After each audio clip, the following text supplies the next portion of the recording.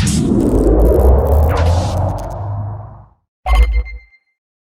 guys, Chaps here, and the Coalition just put out their latest Gear in the Machine podcast. I guess it's not really just their latest, it's their first one.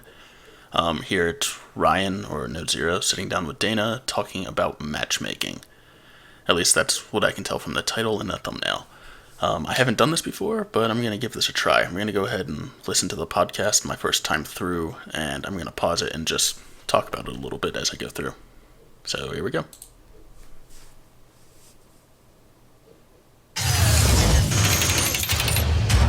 Here's for Gear in the Machine podcast. Hey, welcome to another episode of Gear in the Machine. This one's a little bit different. This one is the new Gear in the Machine podcast, and as part of that series, we have Dana Sissons here, our Director of Communication. Welcome to Gear in the Machine, Dana. Thank you. I'm usually the host, not the invitee. Although you've done that, but now I'm actually going to be the host. Yeah, I know. Answer all the questions. Exactly. But I just had to set it up there just to make sure that people understood what was going on. Great. And this is really a more casual series where what we want to do is answer as many questions as we can in as short as time as we can, rather than sort of going into a deeper explanation with charts and whatnot. We're just going to try to get the information out really quickly. So Dana's got a bunch of great questions from you folks, and he's going to go through them, and we're going to answer them as best we can. Right. So I guess it really sounds like it's what they've been having on their developer streams, but they don't want to keep dedicating a bunch of Ryan's time for that. So now they're going to be like, all right, let's just pull together a bunch of questions and go speed round through them in a podcast form. And we'll be doing, this is going to be a regular series, so stay tuned for more themes as we put them out, as we solicit questions from you guys in the future. So today we're going to talk about matchmaking. We just did the beginning, the first phase of a three-phase approach to improve the matchmaking experience for players in Gears 5. That's correct. Can you talk a little bit about what we did with phase 1 and where we're going? Sure. So phase 1 was to tune our existing system with all of the data that we've got to date to be the best possible way that it could be, right? So we've without making any code changes, we've done a whole bunch of data analysis to figure out, okay, let's tune this sort of to the best possible way to balance that triangle of ping, wait time, and skill rating. And what that's meant is that we've actually got a simulation system that we run here at the office, and given all the data that has been accumulated over the last month, we've been tuning and running simulations to get kind of that triangle as tight as we possibly can. And we need to deploy that just to test all of the systems, because with matchmaking, even though we've run simulations, the real data is really where we get our actual validation from. So to know if the next steps are going to work, what we want to do is try this and see what the impact is on everybody playing, right? So hopefully what this does is it actually makes everybody's ping time a little bit better, makes their wait time a lot better, and it keeps sort of the skill rating kind of around the same. We haven't really lost anything there. So the idea with these new tuning settings are really just kind of make the overall thing better for everybody. And that's, we can't go any better than that without making sort of phase 2 and phase 3 changes. So phase 2 is going to involve changing the way that we analyze the populations doing matchmaking to now incorporate more pockets of detail in that way that we look at all the people playing Gears. So right now we have a pretty coarse way of looking at how we analyze changes in time and changes in population as people play over the day. And what we want to do is make that much more fine-grained. And to do that requires sort of an enhancement to the system. So we're going to be deploying that next week.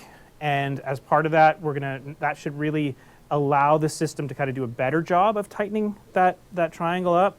And then the next thing after that, phase 3, is really about giving us the ability to customize the tuning for each one of those little groups of people, those populations, right? And that's a manual process. That's a manual process, but it's only about 11 different populations that we're looking at. There'll be more kind of in the future. Right now we have 5, and it'll go up to 11. So what we'll be able to do is say over in Brazil, we'll give them specific tuning parameters that will make us trade-offs to say, hey, we can relax the skill requirement a little bit to make sure that everybody's getting matches, or that the wait time drops from 20 minutes to 10 minutes or whatever, right? So like us being able to tune these Or individually. lower. That was just an example. Yes, ideally lower. Sorry, that was just an example. But like when we hear from people that they're not getting a match, we really want to make sure that they do. Right. So we're going to be able to tune the different parts of the world differently as opposed to one global tuning over everything. And that's kind of phase 3, and that'll be kind of the week after. Right. So I guess I just want to butt in here and say I understood most of that at a pretty high level, but a lot of that was stuff that I guess I just wouldn't understand. But I do appreciate them telling us that just because I don't understand it, there's probably people out there who understand it at a bit deeper of a level, and just having any level of transparency like that, as opposed to them just saying, hey, we're working on it, it's coming in some phases, having them actually talk to us and say, here's what the phases are, here's what each one's doing, I think most people can appreciate that. So good job. Thanks for that, guys. And I think the global tuning one, I want to just dig in a little bit because I think that's really important. As we've rolled out the tuning, from the beginning of the game, there was a couple of bugs that we found, and then this is sort of alleviating those bugs, and then now we're putting this one out. And the first start is the big broad stroke, and then we're going to go and get more and more detailed as it comes along. Yeah, and I think like with matchmaking specifically, matchmaking and ranked are not like ranking are not the same thing, right? So matchmaking is specifically like how do we put people together, and then ranking is how do we judge the results of what you just played, right? And then we have there is a skill-based component inside of how we do matchmaking that manifests visually in what your rank is, but is not necessarily connected to the skill base that we use. Well, they're connected, they're just not exactly the same. Correct. So like the skill rating that we use to matchmake you is sort of like simply purely the most, like right now, the best judgment of skill. However, the ranks are like a thing you have to earn, right? Yeah. So it's a journey to kind of get there. So they're very related to each other. They use the same system. One is just shows a journey, and the other is like what we know, like regardless of you going on a journey. Right. We know that people like a little bit of the grind. If we started them at I don't want to call it a grind. Like grind makes it sound like you can just keep playing and you go up. That's not true. It's still skill-based. It's about persistence. It's about reliability. It's about consistency. So like as you keep consistently performing, then like your rank will rise. Right. But we will take kind of a more recent cut of your like skill to be able to judge where we want like to create fair matches, right? Okay. So it's just that they use slightly different timings like between the two rather than them being completely separate. I think what Ryan just said there is a really important point that I see this on Reddit a lot, and it seems like a lot of people don't understand this. A lot of people keep saying that they keep playing, they're getting stuck at like a 63% Onyx or Onyx 3 and they can't make it up to Diamond or something like that. And my response to a lot of those is maybe that's where you belong. Just because you keep playing and you keep playing, even if you're winning a bunch of matches, maybe your performance isn't the highest. Like maybe that's where the game thinks you belong. So just keep that in mind whenever you complain about, all right, yeah, obviously the ranking system's really messed up right now and they're working on fixing that. But in the future, just make sure you keep that in mind. And in Gears 4, make sure you thought of that, where just because you're playing doesn't mean you should keep going up. The game tries to determine where you should be, and it's going to place you there. The more you play, the more accurate the game's going to get you in your placement, and it's probably going to be harder to move around because the game more accurately placed you. Understood. Right. So, like we use the skill rating in matchmaking and the ranking, which is something different, right? Cool. And we are going to do a ranked podcast to go way more. A lot of the questions that we got online for this were about a whole bunch of stuff. But some of the ones that there was a bit of a bleed between rank and matchmaking, and we are going to do a ranked one soon, and we'll go into a lot of the ranked stuff more detail as we roll out some rank changes in the future. Right. But this one we want to focus on matchmaking, so ranked will come up, so stay tuned. So you talked a little bit about this, about why are some players getting assigned to servers outside of the region? Yeah, like that will happen to satisfy that triangle, right? So, or it can happen. That if you're at a high end of a skill range and you're in a lower population area, and maybe it's sort of nighttime or whatever in that area, and that people aren't online, what will happen to the system is it will kind of relax, like that triangle will grow a little bit, so it'll be accept a slightly wider skill gap, and it'll accept like a larger ping range, because it's really trying to get you into a game faster, right? So what it's going to do is relax these things, and that means that at some point, it could say, well, I could have them wait for a lot longer, or because there's a game that's close in skill but a little further in ping, I'll put them in that, because getting people playing is better than them not playing, right? And so this really, people at the more extreme ends of skill, they'll see this a lot more, unfortunately, than people in the middle, because to get that triangle to work out for them, they have to be closer to their actual skill level, right? So as we can really only find people to make a really fair game, maybe with slightly different pings, right? Or slightly higher pings. Right. So that's one of the reasons that people will sort of jump over kind of the pond to play with other people. Okay. So he keeps mentioning this triangle. So he mentioned it was ping and skill rating, which are the 2 points that I knew of. I don't know what the third point of the triangle is, unless it's time, but that doesn't really make... I mean, time's obviously important, but I would think that it would expand the triangle until it found one, and time just falls out of that. I wouldn't think that's the third point of the triangle. Maybe I'm wrong, though. If somebody knows what that third point of the triangle is, let me know. And then one of the things that we've been asked a lot about is letting people pick the region that they want to play in. Yeah.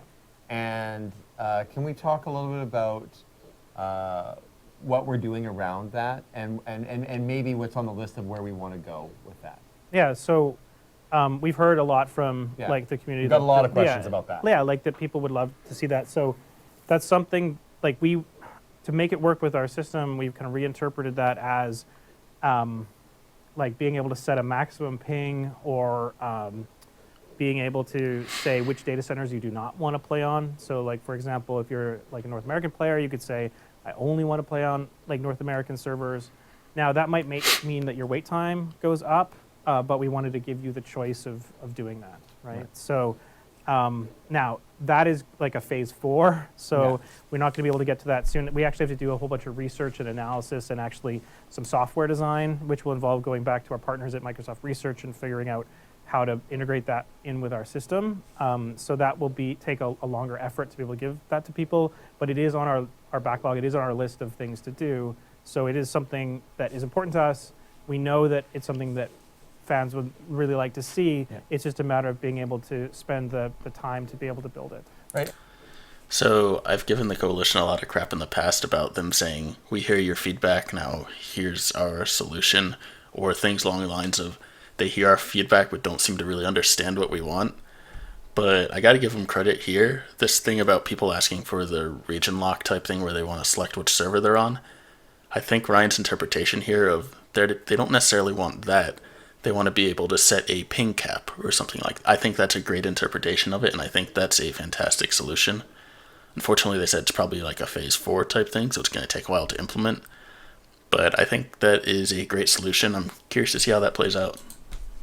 And then there is that balance of, because I've had a bunch of people going, well, why don't we just let them pick wherever they want to play? I would never pick a bad region, therefore I can assume no one else would ever pick a bad region. Yeah, that's a great question. So we had that at the beginning of Gears 4, and we actually got one of the largest amounts of community feedback we've ever gotten about people seeing people with really high pings in their games and being really upset about that. So it was a large volume of feedback. So we're a little reluctant just to let people play anywhere they want on the planet, because it isn't just about your experience, it's about all those other 9 people.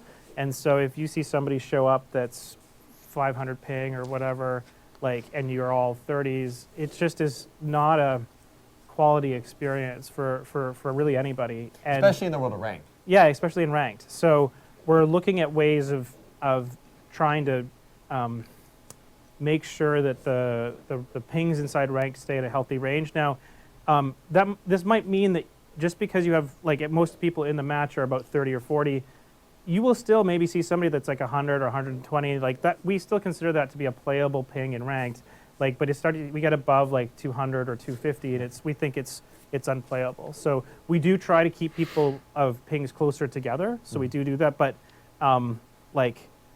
we don't want people from anywhere in the world to be able to play on any server and kind of disrupt the experience for the people that play there. Right. Now, we might change that in the future if ultimately people want that more than, having a kind of a more consistent match. So, but we'll see. Based on our experience with the community feedback, we heard way more about why are these people from all over the world playing in my match. Yeah, I don't think letting people select a region, or even the thing you mentioned earlier about selecting which regions you don't want to be in, I don't think those are the right solution. I think the Coalition made the right steps in Gears 4, moving away from that and moving towards one where it tried to find the best region for you. It doesn't seem to be working too well right now, but I think if they get that max ping filter in there where you can select what you want your max ping to be for a match, I think that would be a great solution. And then I guess one thing we should qualify about these changes, while they are for both ranked and for quick play, obviously the skill-based kind of corner of the triangle plays a higher weight inside of ranked than it does in quick play. Yeah, that's right. So there was a few confusion about when we posted this yesterday about why are you doing it quick play and rank? Quick play, just let it go to the wolves. We don't care. Is some of what people were saying, and it's like, no, we want to make sure everybody has a good experience. However, the skill weighting is a lot higher in rank than it is in quick play. Yeah, it's really about the tolerance, right? Yeah. So we want to have a narrower tolerance inside ranked than quick play. So, and then we've touched on this, and this is about players in remote regions finding matches in a timely fashion. And I think we went through this a little bit before, and this is that balance of skill and time frame. And really the phase that you're talking about are going to help fix that. Yeah, they will. Over time. Yes, You may not see an improvement today or tomorrow, but it's by three phases. Phase 3 they should see a market improvement in that. Yeah, they should be able to but it will take to getting to that phase to say, okay, now we have more ways of addressing the population. Now we have able to tune for each one of those, and now we can sort of tune Brazil separately than like the rest of the world. Right. So they keep mentioning these phases. I don't think I read the blog post or whatever when they talked about this. Have they given any timelines? I know they probably don't have exact dates of when each phase is going to be, but have they given estimates like, oh, phase 1's live now, phase 2 is next week, phase 3 is the following month, or anything like that? I'm kind of curious to see how long it takes them to get through all of these phases. Australia or wherever it is. So we hear your frustration on that, but stay tuned. It is part of the plan. We have to sort of address the bigger population first, and then we can go and do micro. Well, it's just that we only have the ability to address everybody with one set right now, and so the one that comes out in 3 weeks, will have the ability to do more fine grain control. Great. Okay. This is an interesting one. So we got some questions, and this one came from the forums actually, around balancing the idea of, this is in the matchmaking on a skill side specifically, balancing individual skill with team skill. Yeah, so they're really kind of at two different steps in the process. We make sure that when we're looking at we first do a comparison on the individual skill levels when we put people together. So it's really about making sure that everybody's as close as they can be. And then we try to make teams that are balanced. So we make sure that before we go into a match that it's possible to make balanced teams. We won't accept, even if it's a 5-man where we can't kind of rebalance it, we want to make sure that match still falls within a certain threshold of fairness. Is he saying that if you're searching solo, it finds 9 other people of a similar thing and then tries to make teams out of that? I mean, that would kind of make sense, but I don't know why. I just thought that it actually searched for people in a similar skill range to all right, it creates your team here, and then, okay, now this is your team's skill points. We're going to find another team that has a similar skill rating. I thought it found you a team and then found a team to match you up against. I didn't realize that it found all the individuals and then tried to create teams. I guess this is a better system, though. So if you come in as a 2, 2, and a 1, and there's a bunch of 1s, we won't just put all the diamonds on one team and all the onyxes on another. We will actually try to make the best possible arrangement of teams to make the fairest match possible. But that's kind of done once we put the kind of the match together. So we both are considered in slightly different ways, but they're both extremely important, right? So we will try to make sure that everybody has, like, actually to be fair, if you're not in a 5-man, it's actually that the team balance will be a little bit more important than the sort of individual skills, right? Yeah. Yeah. So what one somebody wrote here is they were like, he played a game with a friend today. I'm quoting him here, and their team score at the end of the match was 48,000. The friend and each have 20,000 points, and he's like, he's assuming that means our 3 teammates had 8,000 between the 2 of them. Is that a correct interpretation of the rules? It's close.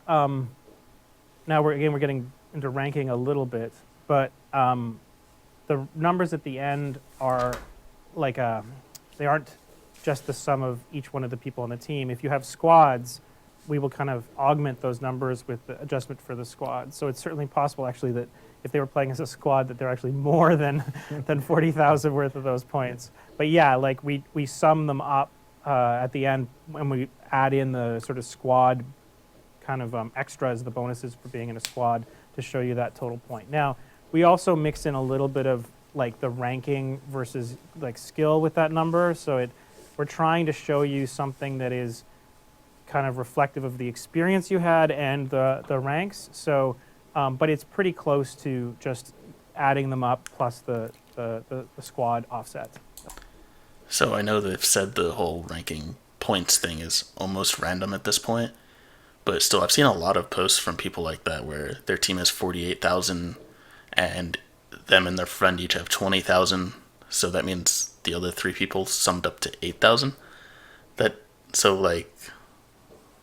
doesn't make any sense to me. Why would some people with such low tier points be placed with these people with 20,000? I don't know. Okay.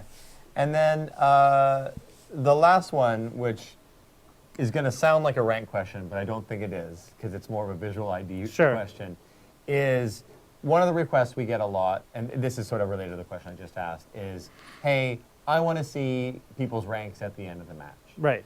And there's a reason why we are where we are right now, and then there's some things that you're thinking about for the future and how we might tweak that.